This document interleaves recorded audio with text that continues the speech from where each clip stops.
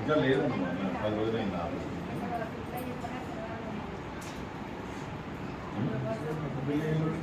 నేను చూస్తానమ్మా తర్వాత జాబ్.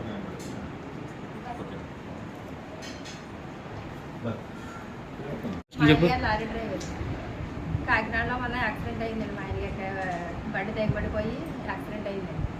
నేను మా అత్తయ్య గారికి సత్యబాబు గారి మా సార్ తెలిసింది. మా అత్తయ్య గారు నేను మొన్న వచ్చామండి. వస్తే మా అత్తయ్య గారు నేను మాట్లాడదామండి, ఇలా హాస్పిటల్లో డాక్టర్ గారికి మాట్లాడండి, కొంచెం డబ్బులు అడుగుతున్నారు, 20,000 అడిగారండి ఫస్ట్ విశ్వనాథ హాస్పిటల్లో.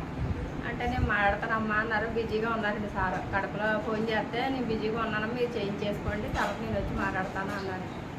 వచ్చి ఆయన చెప్పారండి ఫోన్లో, మీరు అక్కడ డబ్బులు ఎక్కడైనా పురమాయించుకొని ఇచ్చుకోండి, నేను వచ్చాక 10,000 సర్దుతానమ్మా అని చెప్పాను.